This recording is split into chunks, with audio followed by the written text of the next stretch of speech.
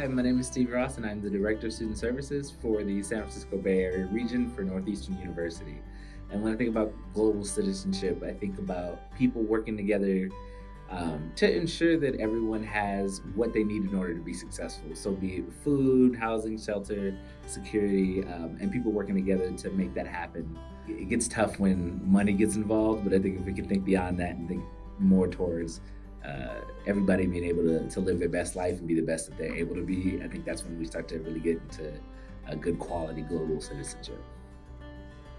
We're all citizens of this globe, this world, this universal life that brings us all together. And so to be aware of that and to be able to appreciate that is what I think citizenship entails, taking responsibility for this opportunity to wake up to our oneness. So when I was a little boy at my grandfather's and grandmother's house, they would often have around their dinner table people of all cultures, all religions, Muslims, Jews, Hindus, Buddhists, and I learned that to be human was to be one among many. What I see about this global citizenship experience is that people are living that out as one among many. And that being one among many is a beautiful thing because we bring the uniqueness of our own life experience, our own culture, our own beliefs, together with others, and together we discover something that we couldn't possibly know on our own. So I think being a global citizen means to live as one among many and to celebrate that diversity as a resource for bringing peace, justice, and healing to our world. This global citizenship is actually goes with the Quran that we all one human body and need to come together and establish peace and justice for all. The question is, what is global citizenship, or what do I think is an important feature of global citizenship? And I think the first thing I would say is I don't know. I'm here at the San Francisco Zen Center, and our practice is primarily to understand that the truth of things is far beyond our conception, and that while we have ideas about the world and we have ideas about what we should and shouldn't do and have ideas about how things work and how to fix problems, a lot of times we're wrong because the truth of the situation is always so far beyond what we're understanding.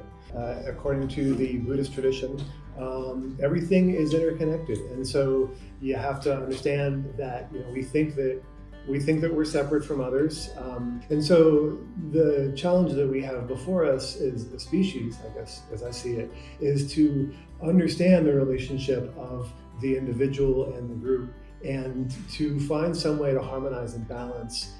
How can we both support the reality of our individual existences and our individual lives, and also recognize that we are also part of something greater, and that our life reflects and connects to that greater thing that we are a part of. And to hold those two perspectives and truths simultaneously, to me, it seems is the way to a positive outcome for our species.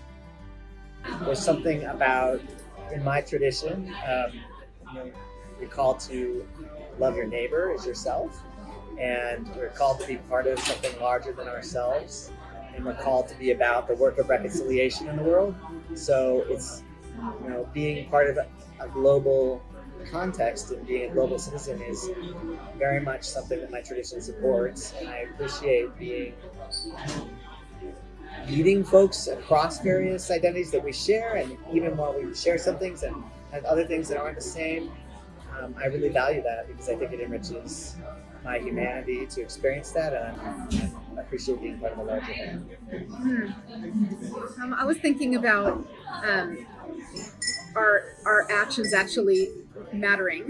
That I like to teach that within my tradition, that part of why, especially within a culture where religion is not mandatory, and we're here in San Francisco, in one of the most secular cities in the world.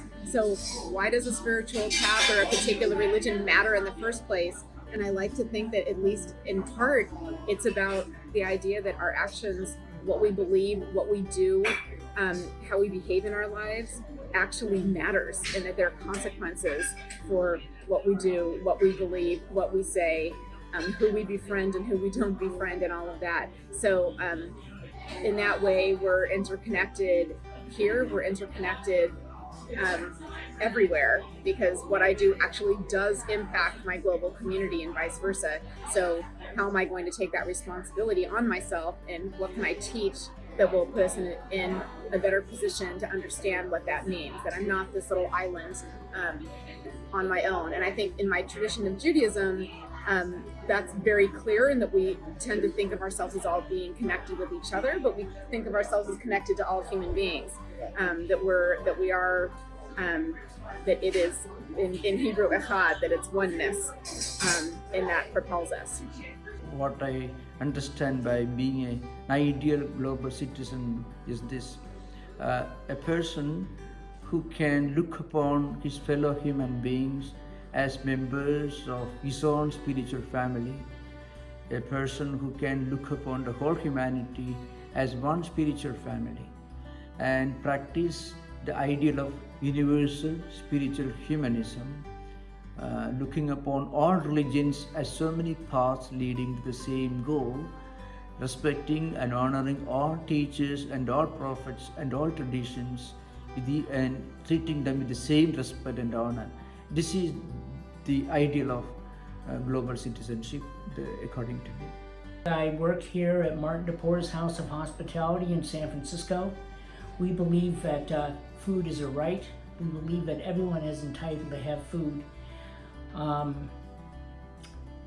suppose I would say that I'm a global citizen. So what does that mean, to be a global citizen?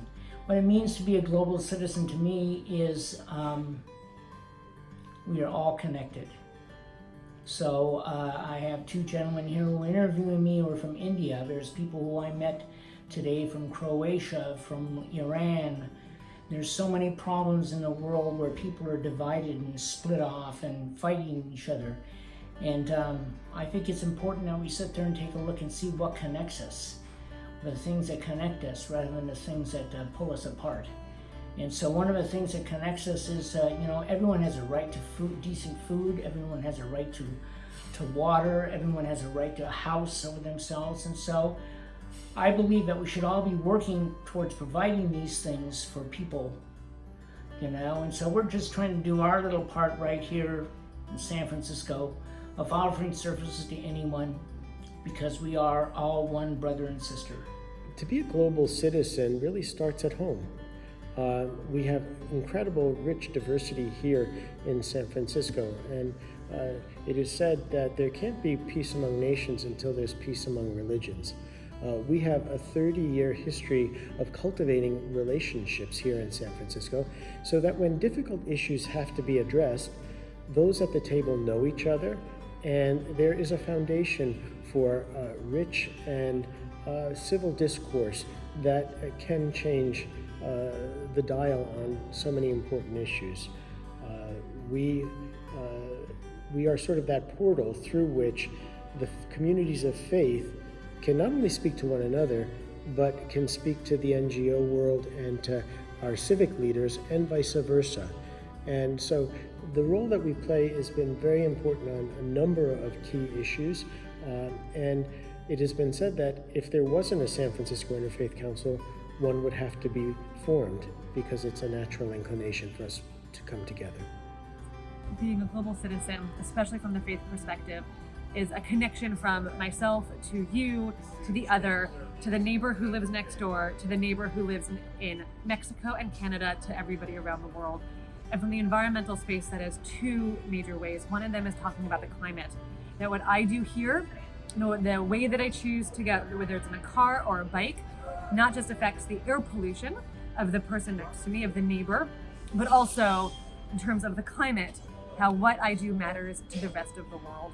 And so it is from this faith groundedness of beliefs of caring for our neighbors and caring for the earth, and it's in this meta ideological way to also in the physical, how what I do matters to the other. And the group I had today from Boston, they were awesome. From what they told me, they're a multicultural, multi-faith group that come together, and I think that's amazing because one of our core values here at Glide is all-inclusiveness, which means everybody's included. So for them of different faiths to come together, to come here to help serve the needy is what it should be all about, you know what I mean? It's a bunch of different people from different walks of life coming together for a good cause, so you can't go wrong doing that. So more of the world should get on the same level and help each other and realize people are people. It don't matter who you worship, who you love, what color you're all, we're all the same, so come together and help others, so you can't go wrong. To me, global citizenship is about people coming together and learning from one another and realizing that we are all one, and that we bring what is inside us and witness to it out in the world with one another. I think that being a global citizen matters not just for those communities that are directly impacted by globalism, but for everybody, because I think that the more that we can learn from each other and connect with each other and hear each other's truths, the more that we all are better served, we become better people and better equipped to handle our life. I am a link in the Buddha's golden chain of love that stretches around the world. I must keep my link bright and strong. I will try to be kind and gentle to every living thing and protect all who are weaker than myself. I will try to think pure and beautiful thoughts, to say pure and beautiful words, and to do pure and beautiful deeds, knowing that on what I do now depends not only my happiness or unhappiness, but also that of others. May every link in the Buddha's golden chain of love become bright and strong, and may we all realize and attain perfect peace. Namo Amida Butsu. Namo Amida Butsu. Namo Amida Butsu.